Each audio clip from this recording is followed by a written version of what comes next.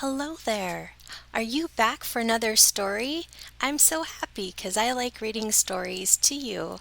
I have a good one today. It is called Flutterby. It is written by Stephen Cosgrove and illustrated by Robin James, and it's from the Serendipity book series.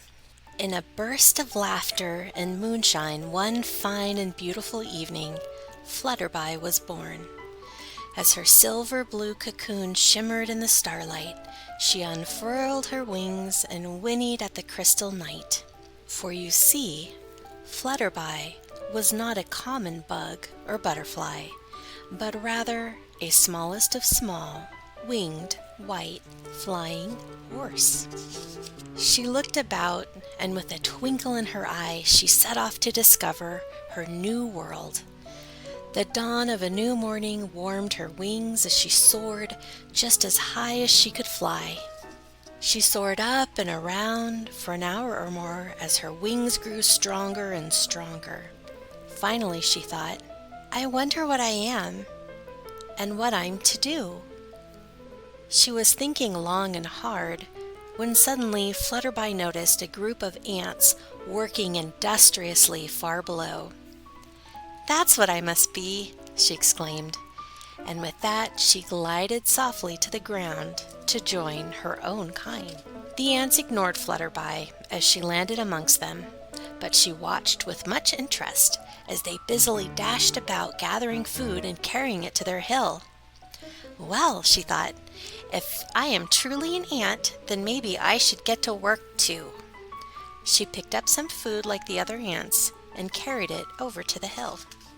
She started to back down the ladder at the entrance to the ant hill when she realized that she didn't fit through the opening. In fact, she got stuck halfway in and halfway out. She began to whinny in absolute fear, but the patient ants, with some of them pushing from the inside and the others pulling from the outside, yanked her from the ant hill. Sobbingly, Flutterby said, If I'm an ant, then why don't I fit in our home? Silly creature, scolded one of the ants. You're not one of us. But what am I then? She asked. We don't know, they said. Maybe you're a honeybee. And with that, they all went back to work, chuckling and shaking their heads. Maybe they're right, she said as a tear dropped from her eye. Maybe I am a honeybee.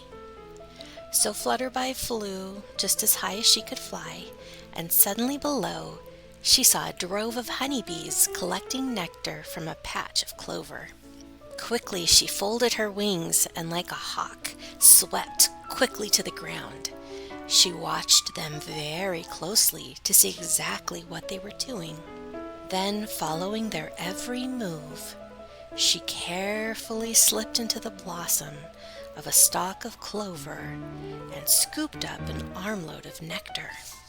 With her wings fluttering furiously, she flew into line with the other honeybees who were heading for the hive.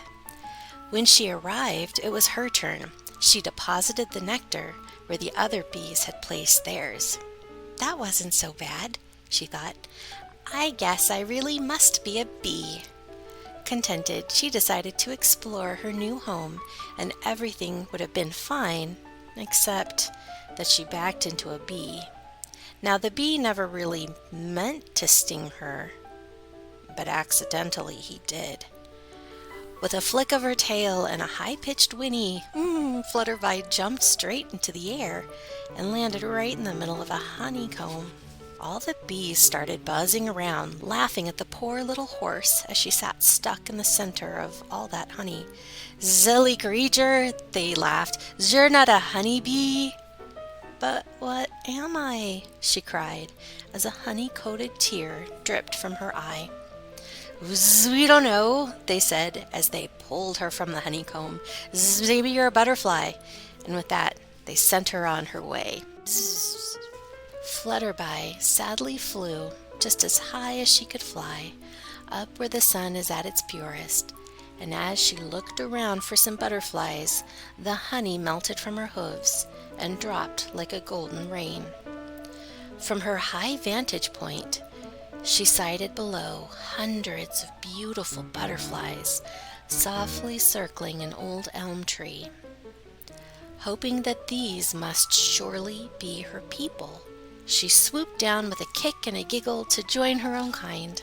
She landed on the edge of a branch and watched her fellow butterflies floating gently on the breeze.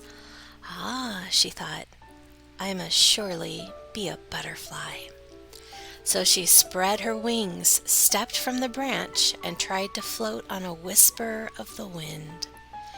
She floated for just a moment, but then began to fall. She flapped her wings furiously to gain some altitude and tried to float again, but this time she fell down into the branches and onto a big fat leaf. She just sat there and cried and cried. Finally, a wise old monarch butterfly flew up to her and asked, "Why are you crying?" "I don't know what I am," sobbed Flutterby. "When I came from my cocoon, I flew just as high as I could fly, and I spied the ants, but they told me I wasn't an ant, so I flew just as high as I could fly. And I spied the bees, but they laughed at me and told me I wasn't a bee. Then, just now, I flew just as high as I could fly, and I spied the butterflies. I tried to float like a butterfly, but I couldn't. So I can't be a butterfly. I just don't know what I am." The old butterfly thought for a moment, then told Flutterby to look down through the leaves and to tell him what she saw. Very carefully, she leaned over the leaf and looked below. "I see a pool of water," she said. "Now," said the butterfly, "look closer and tell me what you see." "I see a tiny horse with wings upon its back," said Flutterby. Then she became very excited. "Why, that's me! That's me I see!" After looking at herself for a moment, she asked, "But what am I?"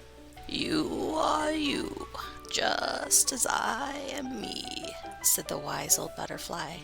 "Nothing more, nothing less." "But what does a me do?" she asked. "Let's see," thought the butterfly. "You have very strong wings and can fly higher than high. You can whinny as loud as the wind and can see for miles. I know what you should do.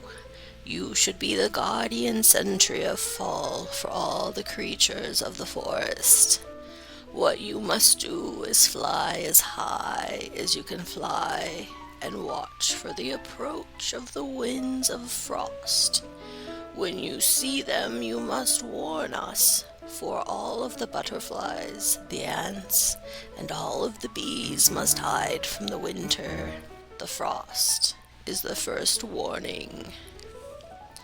Flutterby was so happy that she had found herself in something to do that she loved to do, flying just as high as she could fly.